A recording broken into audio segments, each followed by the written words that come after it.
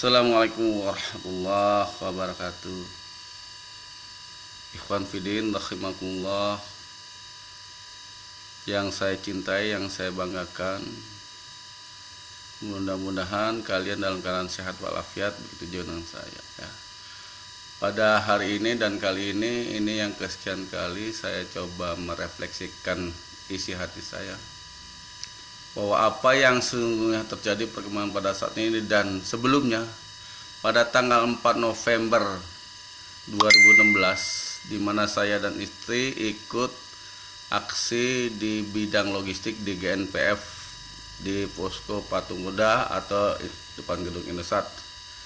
Saya sangat kecewa berat, di mana seharusnya menurut konferensi pers oleh Ustadz Bakhtiar Nasir dan kawan-kawan dikatakan tidak menerima tawaran JK untuk 2 minggu.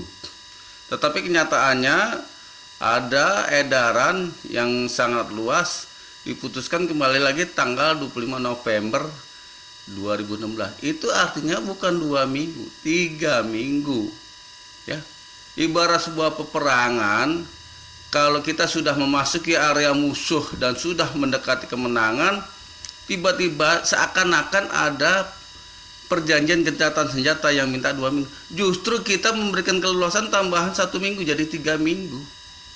Ini suatu kebodohan strategi militer dan suatu strategi perang. Dalam perang itu dibutuhkan ya, untuk memenangkan perangan ada strategi dan taktik, atau taktik dan strategi. Dan taktik strategi dibutuhkan adanya kecepatan dan ketepatan dalam operasi. Kecepatan dan ketepatan dibutuhkan oleh pasukan yang handal, yang mumpuni, yang terlatih, fisik kuat ya. Jadi dalam hal ini kita kalah perang, kalah strategi. Kemudian perlu saya ingatkan, dalam perjalanan sejarah bangsa sudah banyak umat muslim jatuh di tangan orang-orang kafir ya, sejak zaman Soekarno, Soeharto ya, sampai sekarang. Di zaman Soeharto banyak terjadi umat Islam yang dibantai. Dalam operasi militer di Aceh, GAM, Tengku Bantakia dan para muridnya, santri di sana banyak yang dibantai. Di Lampung Mesuji, A.M. Hendro Priyono membantai santri di sana di Mesuji ya.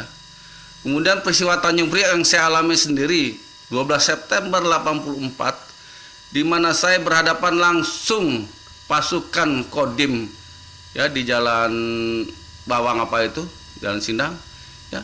Itu hanya gara-gara pemerintah memaksakan kehendaknya dengan konsep azas tunggal Pancasila bagi partai politik, LSM, ormas Islam dan ormas kemahasiswaan. Itu ditolak.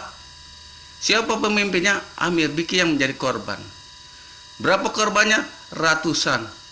Dibandingkan lokasi dan waktu serta jumlah massa sangat jauh berbeda. Kami di lokal Tanjung Priok Jalan Sindang atau Kebun Bawang hanya terdiri dari 10.000 massa, tetapi korbannya 100 orang lebih dan termasuk luka-luka yang tidak terhitung jumlahnya. Versi pemerintah hanya yang meninggal 14, yang luka-luka 53 press release-nya. Saya saksi hidup, saksi pelaku, di mana pada malam hari kejadian ada jaipongan, seolah-olah ada peristiwa tembak-menembak atau tembakan itu pembantaian oleh kaum kafir diwakili oleh LB Murdani sebagai pangap dan Bangsat Tri Sutrisno sebagai Pangdam Jaya ya. Munafikun kafirun sama saja ya. Tri Sutrisno ingat itu ya. Dibandingkan dengan aksi 4 November 2016, aksinya lebih dari 1 juta, bahkan mungkin 2 juta katanya. Tetapi apa yang terjadi? Melakukan pertimbangan-pertimbangan, bilang aksi damai tidak ada kerusakan apapun, tapi kita diserang dan korbannya kurang lebih 30 atau berapa. Yang luka-luka, yang mati cuma sekitar 3 atau 4 orang. Sungguh jauh berbeda keadaannya ya. Pemimpin yang pengecut, pemimpin yang takut, yang bodoh ya. Tokoh ulama yang tidak pernah melihat video viral saya di Berita 1, TV One, Global TV, Metro TV, CNN Indonesia. Itu jutaan pemirsa yang melihat. Di Facebook saya yang saya unggah, mungkin sekarang ini udah lebih dari 1 juta pemirsa atau penonton. Ya. Dibandingkan dengan YouTube bervariasi 100 ribuan, 40 ribuan dan lain-lain. Yang membuli saya tidak ada 100, apalagi 1000. Mereka akun palsu semua pendukung Jokowi Ahok. Ya. Saya berlepas diri daripada pimpinan tokoh ulama besok pada tanggal 25 November karena saya sangat kecewa. Banyak yang di luar dugaan. Mereka mau menerima syarat-syarat yang tidak masuk akal. Ya, barangkali di antara kita waktu itu ada kaum munafikun dan fasikun. Ya. Tragedi Tanjung Priok sangat terasa. Saya pengantin baru 1 anak, ya, anak perempuan saya umur 40 hari. Apa yang saya lakukan? Saya menghindari pembantaian. Saya masuk ke lapangan tenis dengan kondisi pakaian seadanya, pakaian training dan sandal jepit. Saya meloloskan diri dengan naik setinggi 5 meter. Ada warung yang menempel di situ sekitar 5 meter. Saya loncat. Alhamdulillah, kepala saya terlindung dari tangan tanpa disengaja. Allah punya rekayasa. Saya sehat walafiat sampai sekarang. Saya aktivis tahun 84. Ya. Saya bertengkar, saya beradu argumentasi dengan saudara Ahok di ruang kerjanya September 2013, didampingi oleh seorang teman dari Laskar Anti Korupsi 45. Ya, saya dan berhabis. Kemudian saya ditahan. Setelah itu untuk menemui Jokowi waktu masih gubernur, tetapi dicegah saya kembali. Saya berjuang di dalam BPKRI sejak awal masuk jadi auditor, sudah dilecehkan, dihina orang, difitnah, dikucilkan hingga diancam bunuh. Apa kalian merasakan penderitaan saya?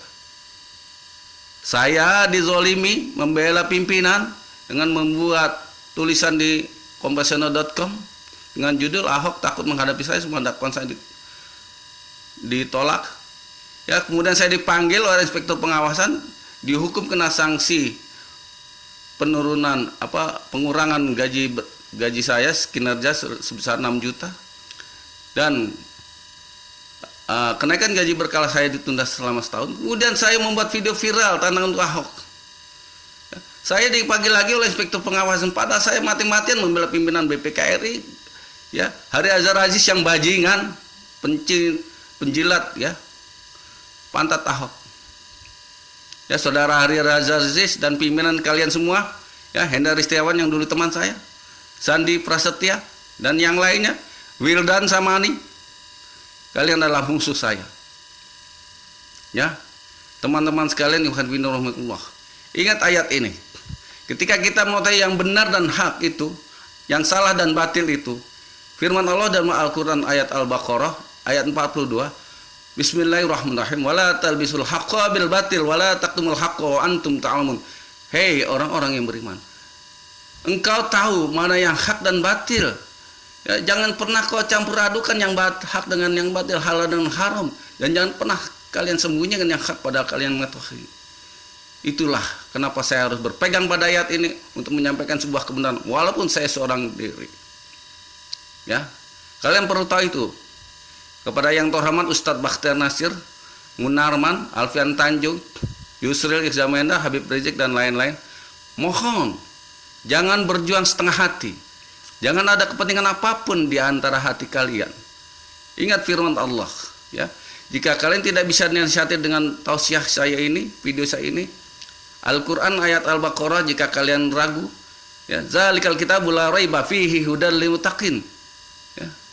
Jika kalian tidak mau dinasihati, kalian akan seperti orang kafir, sebagaimana Yahudi dalam tafsir, ya, Ibnu Katsir, bahwa wasyama'un alaihim a'anzartahum am lam tunzirhum la yu'minun.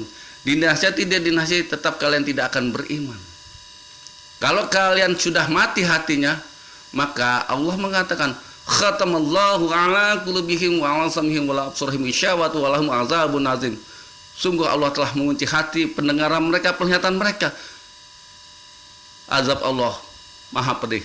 Shadaqallahul azim. Terima kasih atas perhatian kalian semua. Wabillahi taufiq wal hidayah. Wassalamualaikum warahmatullahi wabarakatuh. Ad-Dhaif Al-Fakir Imam Supriyadi, auditor BPKRI yang terzolimi.